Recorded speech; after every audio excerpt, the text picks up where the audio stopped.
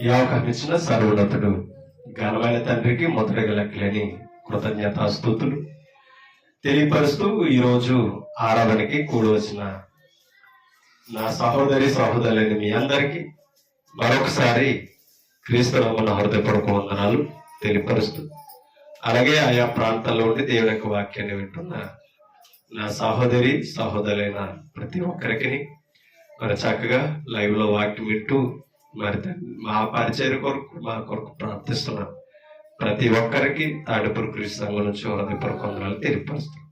ఈరోజు కొన్ని మాటలు దైవ గ్రంథం నుంచి మనం నేర్చుకుందాం. మరి ఈ సంవత్సరపు ముగింపు ఆదివారంలోనికి దేవుడు మనల్ని నడిపించారు. మరి ఈ సంవత్సరంలో ప్రతి ఆదివారం మన దేవుని సన్నిధిలో కనిపించే అవకాశం ఇచ్చారు. మరి ఈ సంవత్సరానికి ముగింపు దీనులు కూడా చాలా మంది పోగొట్టుకుంటున్నారంటే, ముగింపు దీవుళ్ళు, ప్రారంభ దీవుళ్ళు, సంవత్సర కాలం అంతా ఆయన చూపే కృప పోగొట్టుకున్నారు, తెలుసుకుంటలేదు చాలా మంది. మనకిచ్చాడు, సద్వినియోగం చేసుకుందాం. దయతో ఎవరు కూడా ఆరాధన విలువలు మర్చిపోకూడదు, మానేయకూడదు. ప్రార్థన చేసుకుందాం. ప్రార్థన. సర్వోన్నతుడు సర్వశక్తిమంతుడు పరమందు ఆశీనుడు అయిన మా కన్న తండ్రి, మీ పరిశుద్ధమైన నామానికి స్తోత్రాలు స్తుతులు తెలియజేస్తాను. గడిచిన దినాలన్నీ మీ కృపలో భద్రపరిచి సజీవులుగా ఉంచి ఈ సమయంలో మరి ఉదయకాల సమయంలో ఆత్మతో సత్యముతో ఆరాధించే ధన్యత మాకు, మా కుటుంబాలకి, స్థానిక సంఘంతో పాటు అందరికీ దయచేసినందుకు స్తోత్రాలు. మరి ఆరాధనకి కూడి వచ్చిన నా సహోదరి సహోదరుని జ్ఞాపకం చేసుకోండి తండ్రి. ఇంకా రావాల్సిన వారు ఉన్నారు, త్వరగా నడిపించండి. వచ్చిన మేము మీ సన్నిధిలో ఉన్నామని గుర్తించి మీ మాటలకు విధేయత చూపి లోబడే భాగ్యం దయచేయండి. మీ వాక్యాన్ని విని బుద్ధిని, చెవులను గ్రహించే హృదయాలను మాకు దయచేయండి.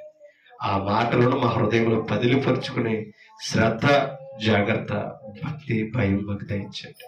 మీ వాక్యం చెప్తున్న మాకు జ్ఞానాన్ని అనుగ్రహించండి. మీ పరిశుద్ధాత్మ సహకారాన్ని ఇవ్వండి. అబద్ధం మా నోట రాకుండా కాపాడండి.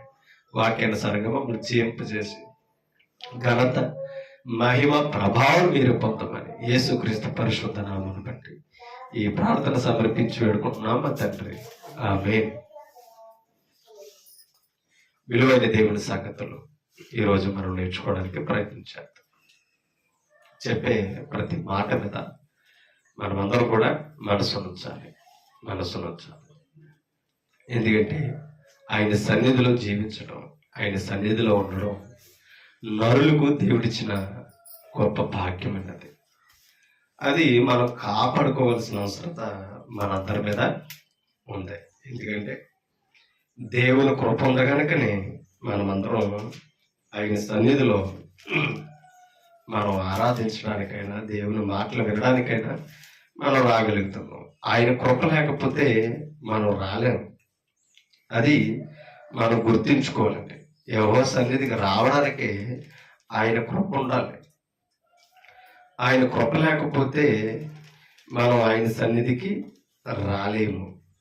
ఎందుకంటే ఆయన తన సన్నిధికి మనల్ని నడిపించడానికి ఎన్నో ఆటంకాలు, ఎన్నో ప్రమాదాలు, ఎన్నో అపాయాలు మన మీదకి తప్పిస్తేనే కానీ ఈ రోజు మనం ఇక్కడ కూర్చోలేము.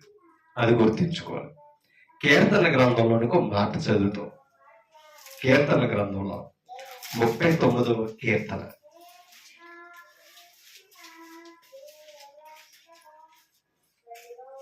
తీసారా? 6వ వచనాన్ని చదువుతాం. 6వ వచనం చెప్తుండగా జాగ్రత్తగా ఈ మాటలన్నీ వినండి. మనుషులు వట్టి నీడ వంటి వారే ఎక్కడ భూమి మీద. మన జీవిత దినాలు ఎలా ఉన్నాయంట? నీడ లాంటివి. అది అంటే వెలుతురున్నప్పుడు మన ముందు వెనక పడుతుంది. ఏది? నీడ. వెలుతురు పోగానే నీడ కనపడదు. అలాంటిదంట మన జీవితం. మనుషులు వట్టి, మరలా నీడ కూడా ఉపయోగకరమైందా? ఏమా ఎవరైనా నీడను కౌగిలించుకుంటారు? వారన్నా నీడను ముద్దెడతారా? నీడతో కలిసి జీవిస్తారా? ఎందుకంటే అది ఉండదు కదా. నీడకి అది కావాల్సింది. నిజం, ప్రతిబింబం కావాలి. అది అన్నాడు, మనుషులు వట్టి నీడ వంటి వారే తిరుగులాడుదురు, వారు తొందరపడుట. అది అంటే ఇలా విసిరి అలా వెళ్ళిపోయి గాలి లాంటిది అంటే మన తొందరపడి జీవితం. ఓకేనా? మనం దేని కొరకు తొందరపడుతున్నామో, దేని కొరకు ఆతృత పడుతున్నామో, మన ఆతృత మన తొందరత ఎలాంటిదని తెలుసా? అలా గాలి వచ్చి వెళ్ళిపోయినట్టు. గాలి వేసినప్పుడు ఇసిరి తగిలితుంది కదా, తగిలి వెళ్ళిపోతే ఎటు వెళ్ళిపోతే కనపడదు. గాలి లాంటిదంట మన తొందరపాటు. మరి సంవత్సరం అంతా ఈ సంవత్సరం అంతా మన తొందరపాట్లు ఎలా ఉన్నాయి? గాలి లాంటివే. చూడండి, వారు తొందరపడుట గాలికే కదా, వారు ధనము కూర్చుకొందురు గాని ఎవరో మనుషులట. ఈ భూమి మీద తిరిగి నీడవంటివాడట. ధనమును కూర్చుకొందురు కానీ అది ఎవరికి, ఆ మాట చూడదే, అది ఎవరికి చేజిక్కునో ఎవరికి తెలుసు. మనం చనిపోయిన తర్వాత మనం సంపాదించినవి ఎవరు అనుభవిస్తున్నా, ఎవరు చూసి వచ్చారు? అవునే కదా? ఈ ఇల్లు మట్టికి నా కొడుకు ఏమన్నా, తలం మట్టికి మా అమ్మాయికి ఏమన్నా అని చెప్పి వెళ్ళిపోతాడు ఈయన. ఇచ్చేది ఎవరు, తీసుకునేది ఎవరు? నువ్వు చచ్చినందుకు బాధ కాదు. నీకు అర్థమవుతుందా? అవి సంపాదించినందుకు బాధ, పంచుకోవడానికే సమానత్వం లేక. అదినే మనం చనిపోయిన తర్వాత సంపాదించినవి ఎవరికి చేజిక్కునో ఎవరికి తెలుసండి. ఈ భూమి మీద ఉన్నట్టుగా నాది నాది నాది అని ఆరాటం పోరాటం. కళ్ళు ముయ్యగానే చక్క పెట్టేసి పాపక క్షణం ఉండదు మన జీవితం. ఇలాంటి దాని కొరకు మన ఆయుష్కాలం ఎలా ఉన్నదని తెలుసా? నీడవంటిది. గాలికే తొందరపడు మన ఆలోచనలు ఉన్నాయట. మనం తొందరపడడం దేని కొరకట? గాలికే కదా. ఇలా ఉన్నాయి మన జీవితాలు భూమి మీద. మరలా దేవుణ్ణి ఆశ్రయించకుండా ఎవరిని ఆశ్రయిస్తున్నారంటే తెలిసి ఈ మనుషులు ధనమును. ఒక మాట, ఇప్పుడు ధనం గురించి చెప్పాడు కదా, ధనం ఇచ్చింది ఎవరు? మరి ఎందుకు నమ్మొద్దు అన్నాడు? ధనం మోసం చేస్తుంది, ధనం ప్రమాదంలోనికి నెడుతుంది. అదే మేలు చేయగలదు, అదే కీడు చేయగలదు. నిన్ను బ్రతికించగలదు, చంపగలదు కూడా. ఆ శక్తి లేదా ధనానికి? దాన్ని ఆశించి అన్యాయ మార్గంలో వెళ్తే చస్తావు. అర్థమవుతా? అత్యాశను విడిచిపెట్టి కష్టం మీద ఆధారపడితే తెచ్చుకుంటాం. కీర్తి అపకీర్తిలు ఇచ్చినదే.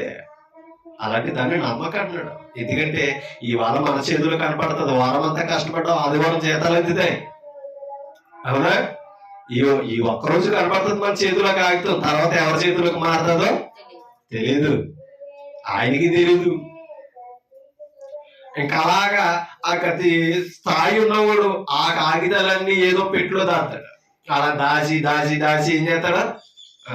ప్రతిరోజు చూస్తాడు అనమాట. పెట్టి ఓపెన్ చేసి కొత్త కాగితాలన్నీ దాన్ని పెట్టో ముద్దెట్టుకుని పెట్టేసుకుంటాడు. మళ్ళా ప్రాణం కదా తీపి, అలా ముద్దెట్టుకుని మట్టిలో కలిసిపోతాడు. అంతేనంటారా? నాకు ఇచ్చేయండి పెట్టిలో పెట్టి. అవుతుందా?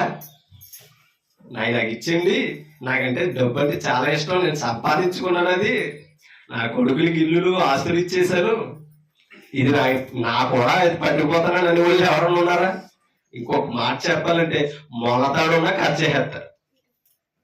ఇది కూడా నువ్వు మొయ్యలేవని రాదని కూడా. అవునా కదా? ఇలాంటి అల్ప జీవితాలు మన జీవితాలు భూమి మీద. వీటి కొరకు మన ప్రయాసలా? ఇక్కడ దావీదు భక్తుడు ప్రశ్నించే ప్రశ్న, వీటి కొరక మన ఆరాటాలు పోరాటాలు. అసలే ఒక మాట అర్థం చేసి, ఈ సంవత్సరం అంతా మన ఆరాటాలు వీటి కోసమే కదా. మీరు చెప్తున్నా నాకు లేదా ధనం, దాని మీద అవసరం ఆశ నాకు లేదా? కానీ సంపాదించే సమయంలో సంపాదించాలి, కూర్చిపెట్టే సమయంలో కూర్చిపెట్టాలి. కొంతమంది పిసినర్లు ఉంటారు, కొడుకులో కూడా తింటాం కూడా కూర్చిపెట్టరు. అవునా? కానీ దేవుడు పని జరుగుతుంది, సహకరించాలనేది కూడా రాదు. ఇవ్వకపోతే పర్లేదండి. దేవుడు సమృద్ధిగా ఉండి కూర్చిపెట్టకపోతే దానివల్ల ప్రతిఫలం లేదు. అందరికీ ఎవరు నీ చేతులు పెట్టాడండి. ఎందుకు తెలుసా? ఇచ్చిన దైవ పనికి సహకరించాలి. మరొకటి, అది పొందలేని అయోగ్యులు కూడా నువ్వు సాయించి ఆ స్థానాన్ని నీకు ఇచ్చాడు. డబ్బు ఉండడం చెడ్డ బుద్ధి కాదండి. నువ్వు ఆలోచించి అనుసరిస్తే మంచి బుద్ధి దాంట్లో ఉంది. అంత నాది, నాకే కావాలని అనుకుంటున్నాం కాబట్టి ఏం చేస్తున్నాం? దాచుకుంటున్నాం. అంత దాచి దాచి దాచి అయిన తర్వాత ఎప్పుడు వెళ్ళిపోతాడని నిలబడుతున్నారు. అవునా? ఎన్నాళ్ళు చేయాలి ఈ వర్షం మీద సాకరి? అంతేనా? అవునా కదా? అలా కళ్ళు మూసి పడుకుంటే చచ్చిపోయాడు అనుకుంటే పరిస్థితులు ఇప్పుడు. ఎందుకంటే 4 రోజుల నుంచి ఎదురు చూస్తున్నారట. కదిపితే ఉలుకులేదు, పలుకులేదు, అన్ని రెడీ చేసినప్పటికి మెదిలేడట. ఎలా ఉంటది? ఇటు సావడం, మామిడ బ్రతికినవడం, ఏ కదా పరిస్థితులు. అది ఎందుకని? విసుగు, ప్రాణాలకి విసుగట. ఇతరులకి సేవ చేయాలి, సాయం చేయాలంటే కష్టం ప్రాణాలకి. ఇప్పుడు బ్రతుకున్నాక నువ్వు ఎవరికి చేయజాపలేదు కాబట్టి ఇప్పుడు నీకు సేవ చేయడానికి అవతల విసుగుపడతారు. అవునా కదా? కానీ అసలే ఆ మాటకు ముందు దావీదు ఒక మాట చెప్పాడండి. ఎందుకంటే మన జీవిత దినాలు భూమి మీద ఇలాగే ఉన్నాయి. అవునా కదా? నాతో సహా. ఇప్పుడు ఎలా ఆదివారం కాబట్టి చక్కగా మాట్లాడతాను. సోమవారం వస్తే నేనేం చేస్తాను? క్యారెజెట్టుకుని వెళ్ళవలసిందే. ఇలా ఎంత పోత చేశాను కదా, ఇంటికి కూర్చోండి వెళ్తుందా? వెళ్తాం. కానీ ప్రభు పని వచ్చినప్పుడు ప్రభు పని చేయాలి. దేవుడు మనకి ఏ రోజు ఇచ్చాడు? సెలవు ఇచ్చింది ఎందుకు? హ్యాపీగా పార్టీలు చేసుకోవడానికి కాదు, చుట్టాలు ఎక్కడ ఉన్నారు, పట్టాలు ఎక్కడ ఉన్నారు తిరగడానికి కాదు, వెళ్ళొద్దని కాదు. దేవుడు పని చేసి, అది ఆశీర్వాదం. ఎందుకంటే దైవ ధర్మం అండి ఇది. ఇప్పుడు మనలో మానవత్వం ఉంది, దైవత్వం ఉంది. అవునా కదా?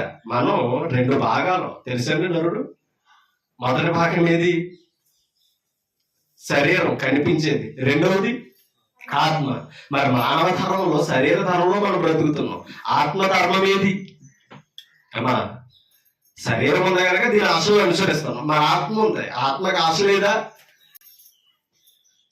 ఆలోచించాలి. ఆ ఆత్మీయ ఆలోచనలతో దైవ సన్నిధికి రావాలి. శరీరం కొరకు, వీటి పోషణ కొరకు ప్రయాసపడుతున్నాం. మన ఆత్మని ఆరిపోకుండా చూసుకోవాల్సిన బాధ్యత మనందరి మీద ఉంది. ఉందా లేదా? మరి దాని గురించి చింత ఏదైనా మనకి? యేసు ప్రభు వచ్చినప్పటికీ ఇప్పటికీ మార్పు ఏమి లేదు. ఏం తిందాం, ఏం త్రాగుదాం, ఏం ధరించుకుందాం, ఈ రోజుకి మీరు నాతో సహా అదే చింత.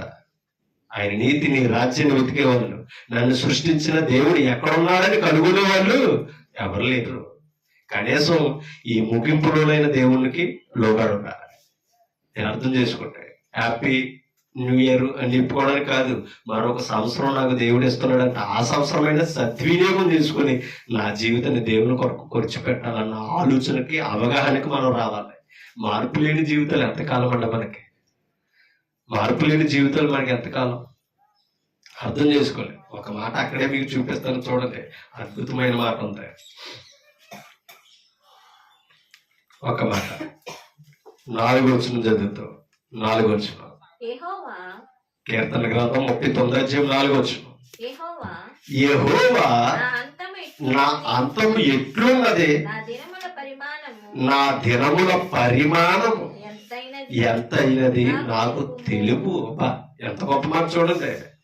నా అంతం ఎట్లున్నది అంటే నా మరణం ఎలా వస్తుందో నాకు తెలియజేయన్నాడు. ఎవరికి తెలిసింది? అడుగుతున్నాడు. నా అంతం ఎట్లున్నదో నాకు చెప్తే నేను సిద్ధపడతానని చెప్తున్నాడు ఆయన. అమ్మా, మరో అనుకో, వినాలి జాగ్రత్తగా. నా అంతం ఎట్లున్నదని అడుగుతున్నాడు కదా దావీదు గారు. ఒక మాట మనం ఆలోచన చేద్దాం. ఇప్పుడు ఈ సంవత్సరం ముగింపులోనే మన జీవితం ముగింపులో దేవుడు తెలియపరచాడు అనుకో, ఏం చేస్తాం చెప్పండి? 30% అలా నరుడు ఇంతకాలం నీ ఆయుష్కాలరా, రేపు పొద్దున్న నేను పిలుస్తాను, లేకపోతే ఈ సంవత్సరం ముగింపులో పిలుస్తాను, జనవరి 1నే పిలుస్తాను అని అన్నాడు అనుకో, ఎలా ఉంటుంది అంటారు? హ్యాపీ వస్తుంది అప్పుడు? 30% బిర్యానీ ప్యాకెట్ కాడికి వెళ్తావా? చెప్పండి. చుట్టాలు ఎక్కడ ఉన్నారో తీసుకొస్తాం, జనవరి 1 కోసేస్తాం అని అనుకుంటామా? ముగింపు ఈ రోజుతో నీకు చాయిస్ అవకాశం లేదని దేవుడు చెప్పాడు. అలా చెప్పినప్పుడు మన జీవితం ఎలా ఉంటుందంటారు చెప్పండి? అందుకనే మరణము, జననము దేవుడు తన స్వాధీనంలో పెట్టుకున్నాడు. మనకెవలా? ఈ మధ్యలో ఉన్న జీవితం మనకు అప్పగించాడు, నిర్ణయం అంతే. లోకం కొరకు బ్రతుకుతావు, దైవం కొరకు బ్రతుకుతావని దినాలన్నీ మన చేతిలో పెట్టేశాడు. ఆయుష్కాలం, పుట్టినరోజు ఒక రోజును, మరణపు రోజు ఒక రోజు ఆయన చేతిలో పెట్టుకున్నాడు, అంతేనా? మధ్యలో ఇచ్చిన ఆయుష్కాలం అంతా మన చేతిలో పెట్టాడు. ఎటు పోతావు, ఏం నడుస్తావు, ఎలా చేస్తావో ప్రతి దానికి తీర్పు ఉంది. క్రీస్తు న్యాయపీఠం ఎదుట నిలబెడతాను. ఒకవేళ నా ఎదుట సిగ్గుపడనక్కర్లేని పనివాడిగా ఉండాలంటే సత్యవాక్యాన్ని అనుసరించి బ్రతుకు. అద్భుతమైన మాటలండి. కాబట్టి ప్రతి దానికి తీర్పు. ఒక్క మాట చెప్పి మళ్ళీ ఇక్కడికి వద్దామే. ఒకసారి ప్రసంగి గ్రంథంలో గొప్ప మాట అక్కడ మనకి కనపడ. ప్రసంగి గ్రంథంలో జ్ఞాని అయిన సొలొమోను మనలాంటి వారిని ఆలోచించి ఆయన మాట్లాడుతూ అద్భుతమైన మాట, ఒక మాట చెప్తున్నాడు, చూడండి. తీసారా? ఒకసారి 8వ వచనాన్ని చదువుతాం. 8వ వచనం అధ్యాయం చెప్పారా? 11వ అధ్యాయం. ప్రసంగి గ్రంథం 11వ అధ్యాయం 8వ వచనం. ఒకడు చాలా సంవత్సరములు, నిజమే ఇదే కదా మనం కోరుకునేది, అవునే కదా? చాలా సంవత్సరములు బ్రతికిన ఎడల చీకట కల దినములు అనేకములు వచ్చినని. అంటే ఇప్పుడు మన జీవితంలో ఏ దినాలు వస్తాయట? చీకట గల దినాలు వస్తాయి. అంటే అర్థం ఏంటి? శ్రమలో, కష్టాలు అన్ని వస్తాయి. వెలుగు దినాలే కదా. పైన చెప్పాడు చూడండి, 7వ వచనం. వెలుగు మనోహరమైనది, అవునే కదా? సూర్యుని చూచుట కన్నులకు ఇంపుగానే ఉన్నది. మా వెలుగు మనోహరమైన. ఇప్పుడు వెలుగు ఉంది కాబట్టి పగలు పని చేసుకుంటున్నాం. సూర్యుడే రాకపోతే ఇంకా మంచం మీద ఉంది మనం. ఆయన వచ్చాడు కాబట్టి లేచి వచ్చాం, అవునా? ఇంకా ఆయన రాలేదనుకో మనకులాగా ఎలా కదా నీరసం ఉంది, బద్ధకంగా ఉంది, శీతాకాలం కదా అనేది కాసేపు ఆగాడనుకో మనం ఎలా ఉంటాం? అది అవునా? ఆయన వచ్చి వేడెక్కుతున్నా సరే ఇంకా మనం ఇంకా దుప్పట్లు దీనిలో ఉన్నారు. వెళ్దామలే, లేద్దామలే, సోమవారం అనుకుంటాడంట. ఇంకో కొంచెంసేపు కొన్ని ఏదైనా అద్భుతమైన మాట ఉంటారు. ఇది ఇలాగా వచ్చాడు సామెతల గ్రంథం 6వ అధ్యాయంలోకి మనం వెళ్తాం. మళ్ళా అవుతుంది ఇక్కడ సామెతల గ్రంథం 6వ అధ్యాయం చూడండి. అక్కడ గొప్ప మాట ఉంటది, తీసారు? 6వ అధ్యాయం 6వ వచనం. సోమరి అది మనలాంటి చెప్తున్నాడు, నాలంటి ఉంటుంది. సోమరి చీమల యొద్దకు వెళ్ళు. సోమరి ఎవరు చెప్పండి? సోమరి అంటే ఎవరు? మనమని ఎక్కండి. సోమరి అంటే ఎవరు? పనిచేయనుడు, అవునా? బాధ్యత తెలియనుడు, బద్ధగస్తుడు. ఇంకా చెప్పాలంటే కనీసం ముద్ద కూడా చేతిలో నోట్లు కాడికి తెచ్చుకోలేనుడు అనమాట. అమ్మ అన్నం పెట్టా అంటాడు, పెట్టాక తినిపించు అంటాడు, అవునే కదా? ఇప్పుడు పిల్లలకి అదే చేస్తాం. తినే స్థాయి వచ్చినాక అదే చేస్తాం. స్థాయి వచ్చాక కూడా తినిపించేవాళ్ళు లేరా? మన చేతితో ఎడితే తిన్నోళ్ళు ఉన్నారు, స్పూన్తో పెట్టాలి. ఆలోచించండి. ప్రేమ ఉండొచ్చండి, మనం బద్దగస్తులు చేసే ప్రేమ ఉండదు. అందుకనే సోమరి చేపల యొద్దకు వెళ్ళము. వేటి నడతనే? ఇప్పుడు సోమరి చీమల దగ్గరికి వెళ్ళడం ఏంటి అమ్మా? ఇప్పుడు మన ఇంట్లోకి చీమలు వచ్చినాయి గబగబా మనం ఇప్పుడు వాటిని పరిశోధన ఏం చేద్దాం? గబగబా గమాసన ఎక్కడ ఉన్నది ఏ చేయాలని అనుకుంటాం, అంతేనా?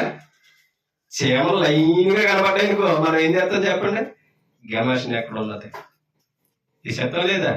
పోన్లే ఆ మూలకి రా, నాకు కూర్చోండి, ఈ భాగం నీకెత్తున్నానని అంటావా ఎవరితోటనే? అమ్మా ఎందుకని? పందారు పలుకులు ఎత్తుకుపోతున్నాయి, బెల్లం ఎత్తుకుపోతున్నాయి, ఇంట్లో అయినా తీపి వస్తువులని పట్టుకుపోతున్నాయి లేదా? అందుకని ఏం చేస్తాం? గమేసిన చంపేస్తాం. కానీ ఒక మాట, వాటి చీమల యొక్క సోమరిని వెళ్ళమంటాడంటే కారణం ఏంటి తెలుసా? అవన్నీ ఉన్న గుంపుగానే వెళ్తాయి, ఒంటరిగా వెళ్ళం. ఆ గుంపు అంతా కూడా ఒకళ్ళని అనుసరిస్తాయి. అలా అందరూ వెళ్ళి ఏం చేస్తారు, ఇక్కడ ఆహారం ఉందని చెప్తే ఆ పందార పురుగుల దగ్గరికి వెళ్ళి తెచ్చుకుంటాయి. వేసవి కాలంలో ఏం చేస్తాయని తెలిసి సామెతలు మరొక చోట అంటారు, వేసవి కాలంలో అవి ఏం చేస్తాయంటే ముందు చూపుకి ఆహారాన్ని సిద్ధపరచుకుంటాయట. బియ్యం గింజ ఓ 10 లాక్కెళ్తే చుట్టూరు ఉండి మనం అనుకుంటాం తొక్కేసి వెళ్ళిపోతాం, తుడిచేస్తాం. అవునే కదా. వాటి దగ్గరికి ఎందుకు వెళ్ళమన్నాడు తెలుసా? కష్టపడే తత్వం అవి. అంతేకాదు ముందు చూపు ఉన్నాయమంట. ఏవి? చేమనకున్నదే గుణం ఏంటి తెలుసా? ముందు చూపు. వేసవి కాలంలోనే ఆ పొట్టలో ఏం చేస్తాయి తెలుసా? ఆహారాన్ని నిలవేసేసుకుని, ఎందుకంటే వర్షాకాలం అవి తిరగడానికి ఉండవు. ముందు చూపు మనకే లేదు, వెనక చూపే తప్ప కానీ లోతు భార్యలాగా అసలు ముందు చూపు మనకు ఉండదు. అవునా కదా. అందుకే పౌలు అన్నాడు, వెనకున్నవి మరిచి ముందున్న వాటికి. జీవితం మీద ముందు అవగాహన ఉన్నది తప్ప కానీ దైవం పని మీద ముందు అవగాహన మనకి ఉండాలి. రేపు ఏం చేయాలి దేవుని పని అనేది ఈ రోజే అవగాహన చేసుకోవాలి. అది నీతిమంతుని లక్షణం. అది చెప్తున్నాడు సోమరి చీమల యొద్దకు వెళ్ళి. ఇంకా కిందకి వెళ్ళాక చదవండి ఒక మాట, 9వ వచనం చదువుతాం. పోన్లు ఆ మాట 8వ వచనంలో చదివేద్దాం. చూడండి, ఏవి?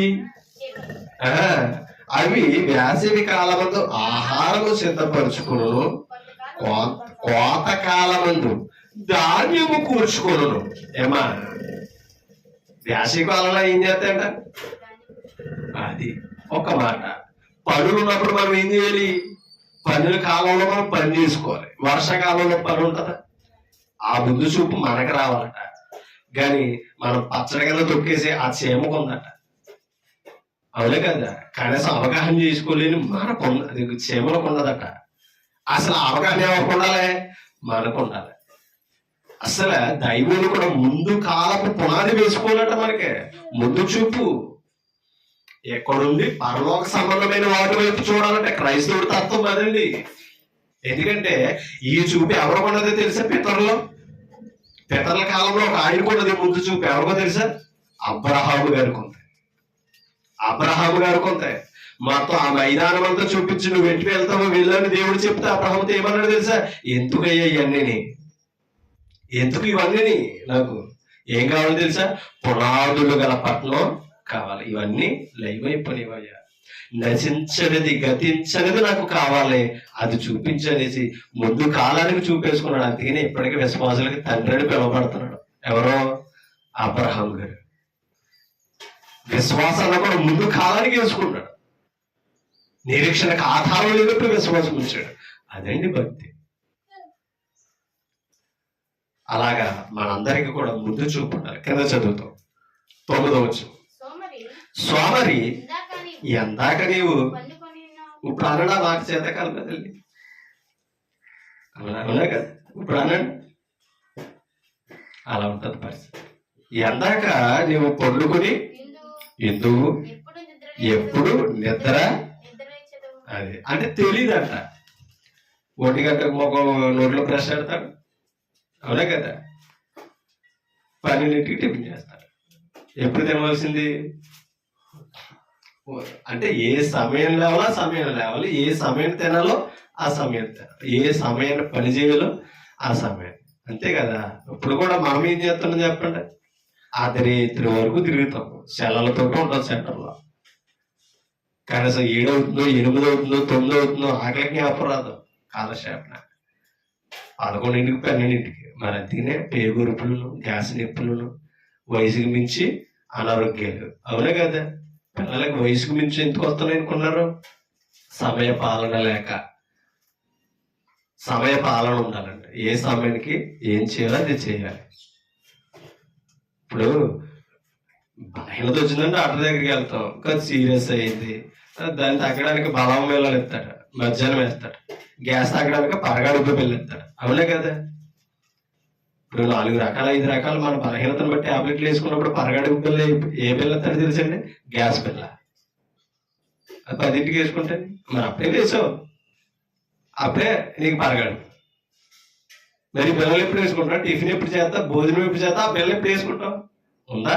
కౌంటర్ ఉందా? క్రమశిక్షణ. అలాగే ఏ సమయానికి లేవాలో ఆ సమయానికి లేవాలి, ఏ సమయానికి తినాలో, ఏ సమయానికి పని చేయాలో, పని చేసే సమయంలో పడుకోకూడదు, పడుకునే సమయంలో పని చేయకూడదు. ప్రతిదానికి. ఎందుకంటే శరీరానికి కూడా రెస్ట్ కావాలంటే. అవునా? ఇప్పుడు శరీరానికి కూడా రెస్ట్ ఉంటేనే కదా. ఇప్పుడు అనారోగ్యంతో హాస్పిటల్కి వెళ్తుంటే రెస్ట్ ఎక్కువ తీసుకో, కాలు వేస్తున్నాయండి, చేతులు పీకేస్తున్నాయండి, నవ్వులేస్తున్నాయండి, కోరికేస్తున్నాయండి, మొక్కలు అంటున్నావా లేదా? అప్పుడు ఏమంటాడు ఆయన? రెస్ట్ తీసుకో అండి, రెస్ట్ తీసుకో, బలమైన ఆహారం తీసుకో అంటాడు. మన సంపాదన మీద ఉంటే కాదు, సంపాదించినది మన ఆరోగ్యం కొరకు కూడా ఖర్చు పెట్టాలి. ఆ స్థాయికి మనం రావాలి. అది అన్నాడు, కొంచెము ఎప్పుడు నిద్ర లేచేదము, ఇక కొంచెము నిద్రించేదనని, కొంచెము కునికేదనని, కొంచెము చేపు చేతులు ముడుచుకుని పరుండేదనని. అంతే కదా, చేతకమ్మ చలితో ప్రతీకు చలిగా ఉందని లేక కొట్టకు. అవే కదా. ఇవాళ సోమరి పరిస్థితులు అలా ఉంటాయి. కానీ దేవుని పనిలో సోమరులా ఉండకూడదు. ఇక్కడ జ్ఞాని సొలొమోను చెప్పింది అదే. ఇంకో విషయం చెప్పాలంటే, ఇప్పుడు దేవునికి మందిరాన్ని కట్టాలనుకున్నది ఎవరు? దేవునికి మొట్టమొదట ఆలయాన్ని కట్టాలనుకున్నది ఎవరు? దావీదు గారు. అవునా? మనమేమో సరబ్బి వేసిన ఇళ్లలో నివసిస్తున్నాం, మనమేమో కోటల్లో రాజకీయంలో బ్రతుకుతున్నాం. మందసం ఎక్కడ ఉన్నదే? డేరాల్లో ఉంది. దేవుడికి ఇప్పుడు ఆలయం కట్టాలన్న నిర్ణయం తీసుకున్నది ఎవరు తెలుసా? దేవుడు మందిరం కొరకు మొట్టమొదటి ఈ భూమి మీద ఆలోచించిన వ్యక్తి ఎవరైనా ఉన్నారంటే ఆయన దావీదు గారు. దేవునికి మందిరాన్ని కట్టాలని పాపం అనుకున్నాడు. దేవుడు ఎంటర్ అయ్యి అన్నాడు, నీ చేత కట్టించు. ఎందుకని? నీ చేతిలో రక్తము తినండి, యుద్ధాలు చేసావు, నీకు ప్రాణాలు తీసావు కాబట్టి నీ వల్ల నీకు మొక్కు ఉంది కాబట్టి నీ కుమారుడు, నీ గర్భవాసుడు పుట్టబోయి సొలొమోను చేత ఆ మందిరాన్ని కట్టిస్తాను అని అన్నాడు.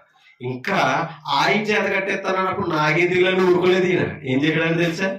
ముందు చూపు చూసి తన కుమారుడు కట్టే సమయానికి బంగారము, వెండి, ఇనుము, రాగి, ఇతరే మడుగులు పోగేసేయడంట. ఎవరో దావీదు నా కొడుకు చేత కట్టించుకుంటున్నప్పుడు నాకెందుకు, నన్ను వద్దన్నప్పుడు నేను ఎందుకు ఇవ్వాలని అనుకున్నాడు దావీదు. ముందు చూపు. ఎవరు కట్టినా చేసేది ఎవరి పని? అది. కాబట్టి నా వంతు నేను సహకారం ఇవ్వాలని మడుగులు టన్నులు పోగేసేయడంట. ఎవరో? దావీదు. ఆయన చూసి ఇశ్రాయేలు ప్రజలందరూ ధారాళంగా తెచ్చారట. తెలుసా? ఏమి ఉన్నాడు? కర్ర ఇచ్చాడట. మీరు అర్థం చేసుకుని. ఎందుకంటే చెక్కలు కూడా ఉపయోగపడ్డాయి, రాళ్ళు ఉపయోగపడ్డాయి. దేవుడి పనులు కొంచెం కూడా ఉపయోగమేనండి. తెలుసా? అది కూడా అర్థం చేసుకోవాలి. అలా ఇచ్చారు కాబట్టి ఇవాళ దావీదు సింహాసనం ఎప్పటికీ క్రీస్తు మీద ఉంది. క్రీస్తున్న సింహాసనం బట్టి దావీదు సింహాసనం అని పిలవడానికి క్రొత్త నిబంధనలో దావీదు గారికి యోగ్యత దొరికింది. ఎందుకంటే దేవుని పని మీద మొక్కు ఉండి దేవుని పనిని నమ్మకంగా చేసేవారికి ఎప్పుడు కూడా ఆ సహకారంగా ఉన్న వారిని దేవుడు ఈనాడు మర్చిపోవడం. అద్భుతమైన జీవితాలు దేవుని కొరకు జీవించిన వారి జీవితాలు గ్రంథంలో కనబడతాడండి. ఇప్పుడు రండి ప్రసంగి గ్రంథం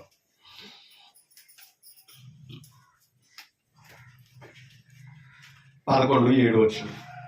వెలుగు మనోహరమైనది, సూర్యుని చూచిన కన్నులకు ఇప్పుగా ఉన్నది.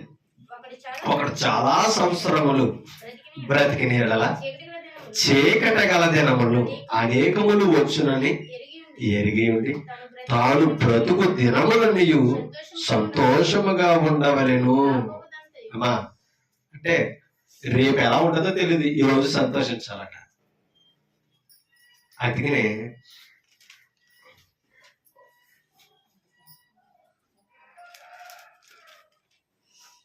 ప్రసంగిలో మాట చెప్తాను చూడండి. 7 అధ్యాయం, మళ్ళీ ఇక్కడ కొత్త 7 అధ్యాయం 14 వచ్చు. ప్రసంగిలోనే 7 అధ్యాయం 14 వచ్చు. సుఖదినమందు దేవుడు ఇచ్చిన సేవ చూడండి. సుఖము దేవుడు హ్యాపీనెస్ ఇచ్చినప్పుడు హ్యాపీగా ఉండాలండి. మనమేమో ఎవరి మీద కోపాలతో నవ్వం. అవునే కదా, మనకి ఎక్కువ ఉన్నది అదే కదా. ఇంట్లో ఇచ్చిన హ్యాపీ చూడం, ఎవరో ఎదిగిపోతున్నారన్న స్వార్థాలతో ఇచ్చిన ఆనందాన్ని కూడా పక్కనెట్టేసుకుంటారు. ఆలోచించండి. మనం అలా ఆ బుద్ధులతో ఉండడం వల్ల క్షీణించిపోతా తప్ప ఎదగం. అది దేవుడు చెప్తున్నాడు, సుఖదినమునందు ఏం చేయాలంట? సుఖదినమునందు సుఖముగా నుండుము, ఆపద్దినమందు యోచించాలి. ఆపద్దినంలో ఏం చేయాలి, ఆపద ఎలా తప్పించుకుని ఆలోచించేయాలంట. మనకు కుదరలేదు, దైవం మీద ఆధారపడాలి. ఆయన ఆశ్రయ దుర్గం. అవునే కదా, అది యోచన. అప్పుడు అంటే 11 అధ్యాయానికి, తాను బ్రతుకు దినములన్నీ సంతోషముగా ఉండవలను, రాబోదంతయు వ్యర్థం. రేపేం జరుగుతుందో తెలియదు. ఈ రోజు చూడు, హ్యాపీగా ఉండాలి. కష్టపడే అవకాశం ఇచ్చాడు, కష్టపడాలి.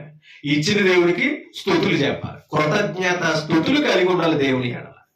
అమ్మా, దారెండ పోయి స్టాండ్ తీయమని చెప్తుంటేనే ట్యాక్స్ అని అంటున్నాం. ఆయన ఎవరో తెలియదు మనకి. జీవితాన్ని లోకాన్ని ఇచ్చిన వాడికి ట్యాక్స్ చెప్పొద్దా అమ్మా? అది కృతజ్ఞత భావం. ఈ రోజు మనం బ్రతుకున్నందుకు కృతజ్ఞత చెప్పాలి, కలిగి జీవించాలి. కృతజ్ఞత కలిగి దేవుని ఎడల జీవించాలి. ఆ కృతజ్ఞత ఎలా కలుగుతుందంటే ఇలా స్తుతించడం ద్వారా. అది స్తుతిస్తూ కృతజ్ఞత చెప్పాలి. ఆ కృతజ్ఞత అంటే కుదరదు, కలిగి ఉండాలి మన హృదయం. కింద చదువుతాం 9వ వచనం, యవ్వనుడా నీ యవ్వన దినమందు సంతోషముగా నుండుము, నీ యవ్వన కాలమందు నీ హృదయమును సంతుష్టిగా ఉండనిమ్ము, నీ కోరికల చొప్పునను నీ దృష్టి యొక్క ఇష్టము చొప్పునను ప్రవర్తించు. ఎంత చాయిస్ ఇచ్చాడు చెప్పండి. యవ్వనుడా నీ యవ్వన కాలమందు సంతోషంగా ఉండి, ఏడవకో, బాధపడకో, కోపాల తాపాలతో ఉండకో. అవునే కదా, చూడండి, సంతోషించుము, నీ యవ్వన కాలమందు నీ హృదయము సంతుష్టిగా. అది సరిగ్గా ఉండాలి, సంతృప్తిగా ఉండాలి. తృప్తి లేని జీవితాలు బిడ్డలకు ఉండకూడదట. సంతుష్టిగా ఉండనివ్వు, నీ కోరిక చొప్పునను నీ దృష్టి యొక్క ఇష్టము చొప్పునను. ఎంత గొప్ప మాట చూడండి. నీ దృష్టి దేని ముందు ఉందో చెయ్యి, నీ కోరికలు చొప్పున నడుచుకో అన్నాడు. చదువుతాం. అయితే నేను ప్రవర్తించు, అనుసరించాను, మళ్ళీ అయితే అన్నాడేంటి? అక్కడే ఉంది సమస్య.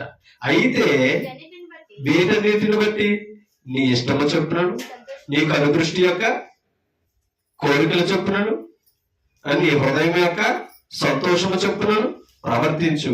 వీటన్నిటిని బట్టి దేవుడు నిన్ను తీర్పులోనికి తెచ్చునని జ్ఞాపకము. నువ్వేం చేసావో తీర్పులు అడిగితాడు. నీకు అర్థమవుతుందా? 31st night happy new year, happy new year, happy new year అని మొత్తం మీద బండ్లు రింగేసి అలా చేసి ఇలా చేసి అల్లరి చేసి గోవ చేసి పడుకున్న వాళ్ళు లేకొట్టేసి ఖాతరు చేస్తాం. ఏం చేసాం? 31వ తారీఖు ఒకసారి పిలిచాడు అనుకో, రింగేయానండి. అవునా? శైలేంద్ర బిగే తిరిగేయానని అంటావా? ఆపుకోలేక వచ్చేయాలని మీ దగ్గర అంటావా? ఏ కదా ఇవ్వాలండి. ప్రాణాలను ఎలా తీసేసుకున్నా సింపుల్గా తీసేసుకున్నాం. నిదానమైన బ్రతుకులు లేక, ప్రధానమైనది ఏదో గుర్తించక నిష్కారణంగా ప్రాణాలు తీసేసుకున్నాం. ప్రాణం చాలా విలువైనదండి. ఇప్పుడు డబ్బే విలువైందని 10 రూపాయలు పడేస్తే ఇష్టపడం, మనం సంపాదించుకోవడం కష్టమని. ప్రాణం అండి ఇది. ఊరికినే పోగొట్టుకుంటే, నష్టపరుచుకుంటే మళ్ళీ అలా తిరిగి వద్దని చెప్పండి. అవునా కదా? ఆల్రెడీ వెళ్ళిపోయిన వాళ్ళ గురించి, మంచి వాళ్ళ గురించి ఎడుతూనే ఉంటాం. వస్తారా? పోతే రాదండి. ఉండగానే కాపాడుకో. నువ్వు ప్రేమ చూపించాలా? బ్రతుకుండగానే చూపించు. వెళ్ళిపోయేకమో సమాధి గడి ఇడతాం. ఫోటో కాడ ఎంత మంచిదో అని ఫోటో వంక చూస్తాను ఆవిడికి తెలిసా అమ్మా? అవునా కదా? అప్పుడు కాదు మన కన్నీళ్ళు కార్చవలసింది, చెప్పవలసింది. అది నటన అవుతుంది. బ్రతుకుండగా చూపించాలి. పగైనా, కోపమైన, ప్రేమైన దాచుకోకూడదు, ఆలోచించాలి. అందుకే ఆ మాట చెప్తున్నాడు, వీటన్నిటిని తీర్పులోనికి తెచ్చునని జ్ఞాపకము ఉంచు. జ్ఞాపకంలోనికి రావాలి. ప్రతి దానికి ఏముంది? తీర్పు ఉంది. క్రీస్తు న్యాయ పీఠం ఎదుట ప్రత్యక్షము కావాలి. కొరింథీ పత్రికలో అంటాడు అనమాట, దేహముతో జరిగించిన క్రియలు చొప్పున మంచివైనడు సరే చెడ్డమైన సరే ప్రతి దానిని ఏం చేస్తాడట? తీర్పులోకి తెస్తాడట. నువ్వు మంచి చేసినా తీర్పు ఉందా, చెడు చేసినా తీర్పు ఉందా? కాబట్టి తీర్పు తీర్చే దేవునికి లెక్క చెప్పాలన్నా భయం రావాలి. అందుకనే జీవము గల దేవుని చేతిలో పడుట మహాభయంకరం అంటాడు హెబ్రీ కనుక. కాబట్టి ఆయన సామాన్యుడేమీ కాదు. ఆలోచన, భర్త లెక్క అడిగితేనే దడదల్లా ఆడిపోతుంది భార్య, అవునా? బిడ్డలు దడదల్లా ఆడిపోతున్నారు. తండ్రి ఎరే ఏం చేయకపోతే చెట్టు. మరి ఆయన నిలదీస్తే ఎలా ఉంటుందంటారు? సర్వ సృష్టికర్తే. కాబట్టి భయము వణుకు మనకు రా. ఇప్పుడు రండి 39వ కీర్తన. 39వ కీర్తన 39వ కీర్తన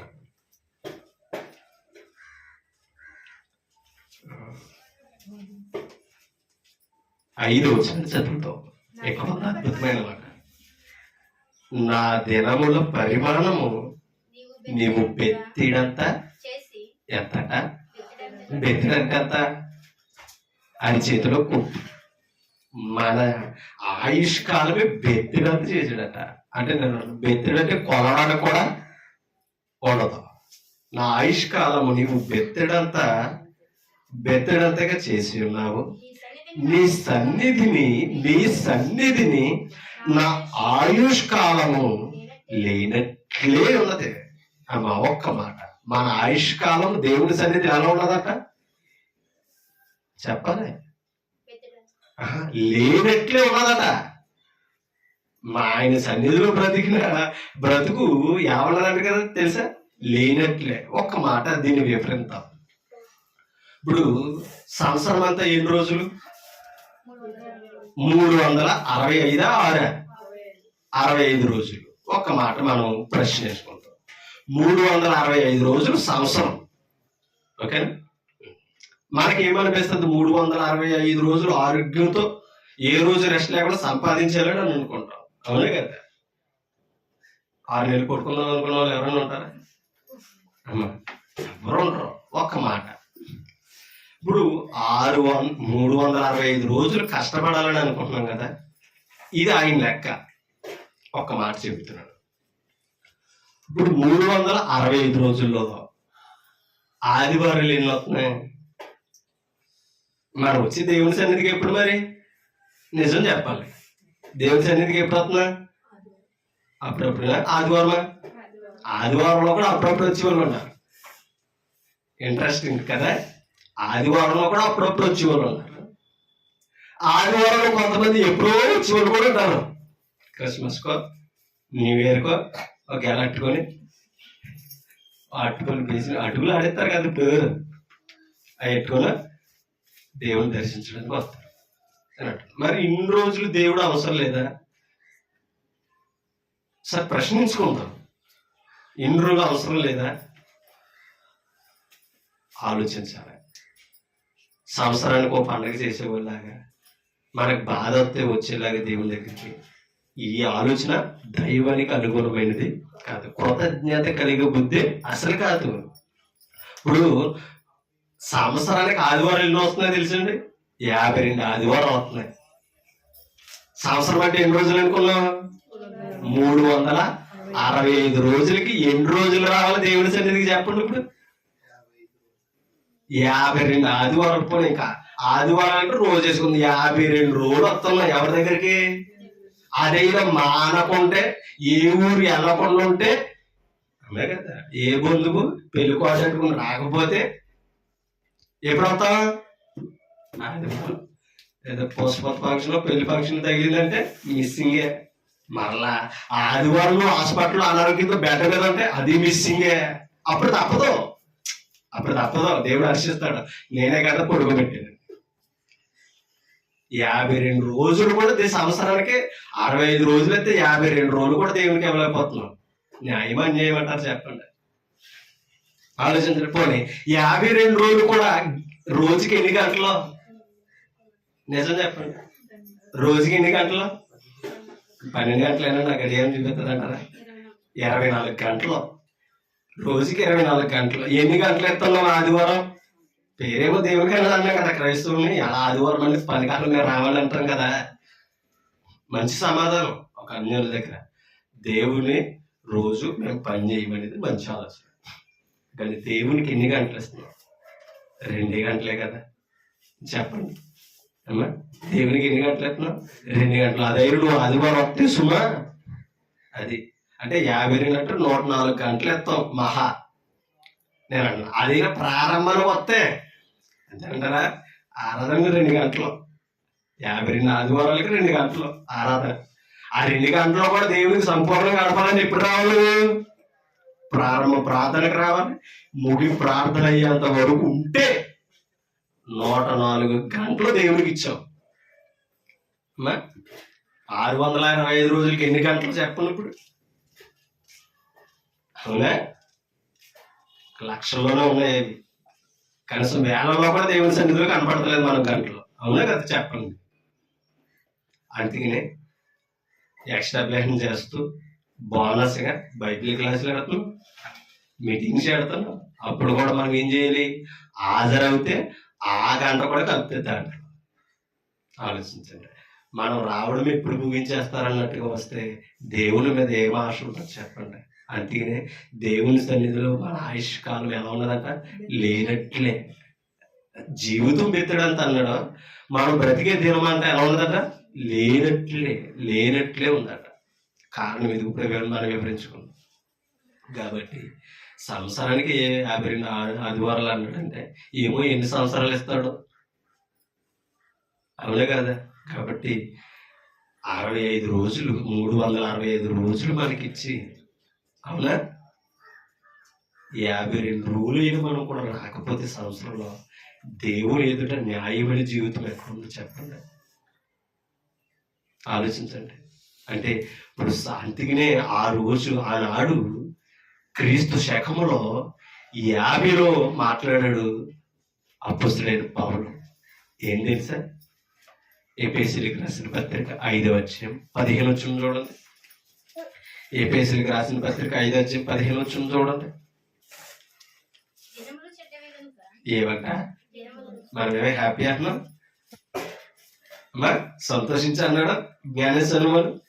ఎలాంటి ఏమంటే తెలిసే దినాలు చెడ్డవి ఎవరిని ఎలా మారుతాయో, ఏ క్షణం ఏ రోజు ఏ ఘోరం జరుగుతుందో తెలియదు. ఎలా మంచోడనండి, చాలా బాగున్నాడండి, ఎలా ఉన్నాడేంటి అని ఆశ్చర్యం చేసే రోజులు ఇవాళ మనం చూస్తున్నాం. మంచోడని ఎవరికి ముద్ర వేయడానికి లేదు, చెడ్డోడని గుర్తించడానికి కూడా లేదు. కాబట్టి మన బ్రతుకులు సరిగా దిద్దాలి అంటే మన ఆయుష్ కాల దినాలు ఎక్కడ ఉండాలి తెలుసా? దేవుని సన్నిధిలో ఉంటే ఉపయోగం. చూడండి, దినములు చెడ్డవి గనక ఏం చేయకూడదు. మీరు అంటే ఎవరు చెప్పండి? మీరు అంటే ఎవరు? అక్కడ ఎవరు చెప్పండి? మీరు అంటే పరిశుద్ధులు. సంఘములో ఉన్న ఎఫెసీలో ఉన్న పరిశుద్ధులు అంటే ఎఫెసీలో ఉన్న క్రీస్తులతో మాట్లాడతారు. మీరు సమయం వృధా చేయొద్దు, సమయమును పోనీక అంటే అర్థం మంచిగా ఉపయోగించుకోమన్నాడు. సద్వినియోగం చేసుకొనుచు. ఎలాగమ్మా? అజ్ఞానులు వలె కాక జ్ఞానులు వలె నడుచుకున్నట్లు జాగ్రత్తగా. అది మనం ఏం చేయాలని తెలుసా? జాగ్రత్తగా చూసుకోవాలంట. అజ్ఞానులుగా చూసుకుంటే మనం ఆ 52 ఆదివారాలు కూడా దేవుడికి ఇవ్వాలి. జ్ఞానులను నడుచుకోవాలి, సమయాన్ని పోనీయకూడదు. ఎందుకంటే తిరిగి రాదు. అవునే కదా? పోయిన సమయం వస్తుందా? రాదు. కాబట్టి ఈ ఆదివారం రానోళ్ళు, ఎవరన్నా ఆరాధనకు రానోళ్ళకి బాధ తీసుకొస్తుంది. నేను ఎప్పుడు మాట్లాడేది ఈ ఆదివారం మానేస్తాను, ఈ ఆదివారం. నువ్వు ఎంత వెలిగితే వస్తుందా భాగ్యం చెప్పండి. వచ్చినప్పుడు రాత్రే నిర్ణయించుకోవాలి, రేపు ఉదయకాలంలో దేవుని నేను ఆరాధించుకోవాలి. అది ముందు చూపు. రాత్రి కాలంలో ఆలోచించుకోవాలి.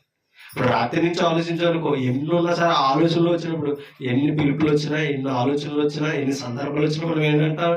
రేపు దేవుని పని పక్కకు పో, దేవుని పని పక్కకు పో. వచ్చేసి మర్చిపోవటం లేదా? ఏమా ఈ అలా ఆదివారం అని మర్చిపోయే మనకి ఏం చేస్తాం? బోల్డని చేస్తాం. జ్ఞాపకం ఉంటాయి కదా. కాబట్టి మనం ఒక విషయం ఆలోచించుకోవాలి, దేవుని సమయమైన దేవునికి ఇవ్వాలి. మనం సమయాన్ని పాడు చేసుకోకుండా అజ్ఞానుల వలె కాకుండా జ్ఞానుల వలె నడుచుకోవాలి. దేవుని సమయాన్ని దేవునికి ఇవ్వాలి. ఓకే అలా 52 ఆదివారాలు అనుకుంటున్నాం కదా, ఆ ఒక్క రోజైనా 2 గంటలు ఎత్తున్నాం అనుకుంటున్నాం కదా, 84 ఒకేస్తాను. 84 ఒకేస్తాను. తీయాలి త్వరగా. తీసారా? 84 ఒకేస్తాను. 10 వచ్చింది చదవండి. సైలెంట్ ఉండాలి నాన్న. నీ ఆవరణములలో ఒక దినము గడుపుట 1000 దినముల కంటే. ఇప్పుడు చెప్పండి, ఒక్క దినం నువ్వు వస్తుంటే ఆయన హాజరు ఎంత ఎత్తున్నాడా? అవునా? 52 ఆదివారంలోకి ఏమైనా మానకుండా ఆరాధనకు వస్తే ఇప్పుడు చెప్పండి మన హాజరు ఎంత? 52,000 ఆదివారాలే వేసేసుకుంటాడు ఆయన. వినాలి. అవునా? ఒక దినం ఆయన సన్నిధిలో గడుపుతుంటే ఎన్ని దినాల కంట? 1000 దినాల కంటే శ్రేష్టమట. అది 1000 అనేది సంపూర్ణం. ఇప్పుడు మన లెక్కల్లో దీవేస్తే 100 ఏళ్ళు బ్రతకబ్బాయి అని అంటాం. అవునా? కొద్దిగా అక్షంతలు వేసి మనం ఏం చేస్తాం? పెద్దవారు అంటారు కదా, నిండు 100 ఏళ్ళు వర్దిల్లు పిల్లా పాపలతో పచ్చగా ఉందంటాం. 100 ఏళ్ళు బతికేస్తాడా? లేదు. నేను ఇంకా ఆయుష్ కల్పించడానికి 100 ఏళ్ళే బతకమని చెప్తున్నావా? కాదు. 100 అనేది సంపూర్ణతకు సూచన. దానికి మించిన సంఖ్య ఏదంటే 1000, ఇంకా పరిపూర్ణం అనమాట. అందుకనే 1000 దినాల కంటే శ్రేష్టమైన జీవితం ఎక్కడున్నది తెలుసా? మన ఆయుష్కాల దినాల్లో ఆయన సన్నిధిలోనే ఉంటాయి. కాబట్టి 52 ఆదివారాలు మానకుండా వస్తే ఆయనని కౌంట్ ఎంత వేసుకున్నా తెలుసా? 52,000 ఆదివారాలు వేసుకున్నాడు. అంతేనమ్మా?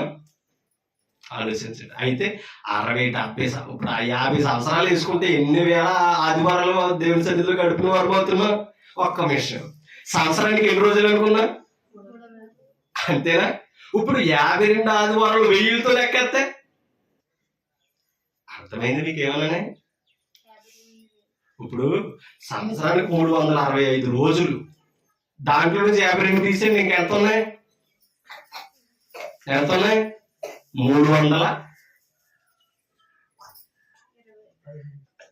రోజులు ఉన్నాయి. అంతేనా? 303 రోజులు మనం వాడుకొని ఎన్ని దినాలు ఎత్తున్నాం? 52 ఆదివారాలు 52 దినాలు ఎత్తున్నాం కదా. అంతేనా సంఖ్య? ఇప్పుడు 52 ఆదివారాలు ఆ మానవుడు దేవుడి సన్నిధిలో గడుపుతున్నాం అనుకో, ఇప్పుడు మనం వాడుకున్న సంఖ్య ఎక్కువ, దేవుడిచ్చిన సంఖ్య ఎక్కువ. 52,000 ఆదివారాలు కౌంట్ చేసుకుంటున్నాడు ఆయన. ఇప్పుడు చెప్పండి, నిజంగా దేవుడు నిలదీస్తే ఎన్ని దినాలకి లెక్క చెప్పాలమ్మా మనం? అవునే కదా? 91 అద్భుతమైన మాట అండి. 91 తీసారా?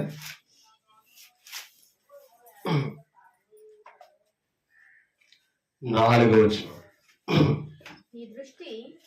నీ దృష్టికి, ఎవరి దృష్టికి? దేవుడి దృష్టికి. నీ దృష్టికి ఎన్ని సంవత్సరాలట? 1000 సంవత్సరములు గతించిన నిన్నటి వల్లే ఉన్నాయి. అంటే ఇప్పుడు చెప్పండి, 1000 సంవత్సరాలు ఎలా ఉన్నాయట దేవుని దృష్టికి? గతించిన నిన్నటి వల్ల. అంటే అర్థం ఏంటి? 3 రోజులాగా ఉన్నదట ఈ దృష్టికి. ఏయి సంవత్సరాలు, సంవత్సరం కాదు. ఇప్పుడు చెప్పండి, ఇప్పుడు సంవత్సరాలే ఒక రోజులో గతించిన నిన్నటి వల్లే ఉన్నాయని అన్నాడంటే 52 ఆదివారాలు ఏ మాత్రం లెక్కలో వస్తాయి ఆయనకి? అవునా? 52 ఆదివారాలు వచ్చి కనబడుతుంటే దేవునికి ఏ మాత్రం కౌంట్ వేసుకుంటాడంటారు? సంవత్సరాలే గతించిన నిన్నటి వల్లే ఉన్నట. ఇంకో మాట ఉంది కింద, రాత్రి అందని. అంటే అర్థం ఏంటి తెలుసా? ఒక రోజు జాములాగా ఉన్నదట ఆయనకి. ఆలోచించండి, రాత్రి అందరి ఒక జాము వలె ఉన్నది. కాబట్టి దీనిని బట్టి లెక్క ఎంత చెప్పాలో మనం అర్థం చేసుకోవాలి. దేవుని సన్నిధిలో ఉంటే మనకి నిత్యము దీవెన ఆశీర్వాదాలు. కాబట్టి ఒకటమ్మా, ఆయన సంఘంలో ఉంటే మనకు పరలోకం అనే భాగ్యము ఉంది. అందుకనే ఒక దినము గడిపితే ఎన్ని దినాలు అన్నాడా? అది వెయ్యి అనేది ఆశీర్వాదానికే కదా చూచిన, చెప్పాలి మీరు, చెప్పాలి. వెయ్యి అనేది ఆశీర్వాదానికే చూసిన. ఇక్కడ ఒక్క దినం గడిపితే పరలోకంలో 1000 దినాలకు ఆయుష్ ఇస్తున్నాడట. అర్థమైందా? ఎందుకంటే ఎటర్నల్ లైఫ్, అది ముగింపు లేని జీవితం. ఏది? పరలోకం. పరలోకంలో సంఖ్య ఉన్నదంటారా? ప్రార్థించండి. ఇంకా మన యుగ యుగాలు ఎక్కడ బ్రతుకుంటాం అమ్మా? యుగ యుగాలు ఎక్కడ బ్రతుకుంటాం? దేవుని పరలోకంలో యుగ యుగాలు బ్రతుకుంటాం. ఎక్కడ ఎంత అన్నాడు? 60-70 సంవత్సరాలనే దావీదు ఎంత అన్నాడు? బెత్తినంత, అవునా, గద్దెంత, నీడంత అన్నాడు. అంటే ఈ భూమి మీద ఎన్ని సంవత్సరాలు బ్రతికిన దైవ దృష్టికి లెక్కల్లోనికి లేవు. కానీ దేవుళ్ళు లెక్కల్లోనికి వచ్చేవేవి తెలుసా? ఒక్క దినం గడిపినా సరే వేలలో లెక్కేసుకున్నాడు. కాబట్టి దేవుని సన్నిధి ఎంత ప్రాముఖ్యమైనది ఒకసారి ఆలోచించండి. కాబట్టి యుగ యుగాలు ఎక్కడ ఉందో మనకు బ్రతుకు. ఇంకా ఇంకో విషయం చెప్పిన, మన ఆత్మకు చావు లేదంట. ఎక్కడ? అది ఎక్కడుంది? భూమి మీదే ఉంది. ఎందుకంటే ఈ శరీర కోరికలు, ఈ శరీరం చేసిన పాపాల వలన ఏది చచ్చిపోతుంది తెలుసా? ఆరని అగ్నికి వెళ్ళిపోయేది శరీరమా, ఆత్మ? చెప్పండి, అలా చూస్తారేంటి? ఏమా చనిపోతే ఆత్మని కప్పెడుతున్నామా, శరీరాన్ని కప్పెడుతున్నామా? అది దీని భోగాలన్నీ అనుభవించేసి మట్టిలోకి పోతుంది. కానీ విలువైన ఆత్మని ఎక్కడికి పంపిస్తుంది తెలుసా? ఆరణకి, నిత్యత్వానికి. దేవుని పోలికలో, దేవుని స్వరూపంలో ఉండవలసిన ఆత్మ, దేవుని సన్నిధిలో ఉండవలసిన ఆత్మ ఎక్కడికి పోతుందండి? ఆరణకి. ఇది యుగ యుగాలే. ఏది? నరకంలో ఏడుపులు, పండ్లు కొరుకుతాయి. ఆత్మ చావదు, అగ్ని ఆరణ. లోకం యుగ యుగాలే. తండ్రి దగ్గర యుగ యుగాలే. పరలోకానికి వెళ్తాయి. ఏది కావాలి మనం ఈ ఆదివారంలోనే నిర్ణయించుకోవాలి. అందుకనే దేవుని సన్నిధి వచ్చినప్పుడు మనం దాన్ని పోగొట్టుకోకూడదు. మేము పోగొట్టుకోవడం చాలా చాలా చాలా లెక్క చెప్పాలి. తెలియకపోతే పర్లేదండి, తెలియదు ప్రభు మాకు ఎవరు చెప్పలేదు అనుకోవచ్చు. తెలిసి మనం నిర్లక్ష్యంగా ఉంటే, తెలిసి ఆయన సన్నిధిని పోగొట్టుకుంటే, అసలు మనకి మన పక్షాన్ని దేవుడు ఎదుట మాట్లాడగలిగిన యోగ్యత ఎవరుంది? ఎవరికైనా ఉన్నదంటారా? కానీ ఉన్నవాళ్ళు ఒక్కరే. ఎవరు తెలిసైనా? యేసుక్రీస్తు. మనకు ఉత్తరవాది ఎవరు? తండ్రి యొద్ద మనకున్న ఉత్తరవాది ఎవరు తెలుసా? యేసుక్రీస్తు. ఆయన జడ్జి. యేసుక్రీస్తు ఎవరు తెలుసా? మనకి న్యాయం తీర్చే లాయర్లు అంటాడు, ఉత్తరవాది. కాబట్టి మనతో దేవునితో సత్సంబంధం కలపగలిగిన యోగ్యుడు యేసుక్రీస్తు ఒక్కడే. ఆయన ఉంటేనంట తండ్రి ఇంకా వెల్కమ్ అంటాడట.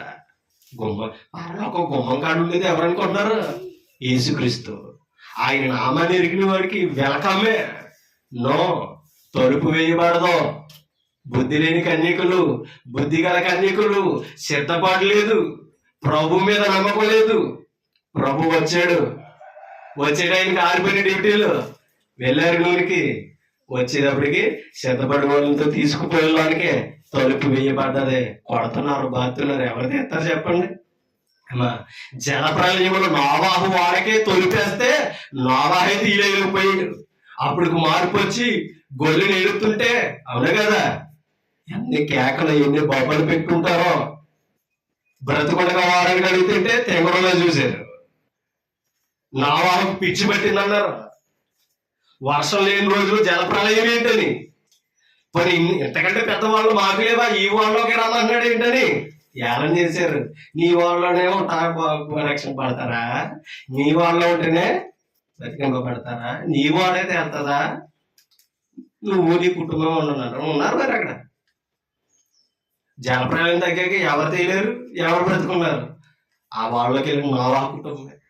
కాబట్టి ఇవాళ నోవాహు వాడక స్వాదుషు క్రీస్తు సంఘం తన స్వరక్తం ఇచ్చి సంపాదించి రక్తం ఇచ్చుకున్నాడు. ఇంకొక మాట చెప్పాలంటే, అప్పుడు జలప్రలయముతో అంతమయ్యింది.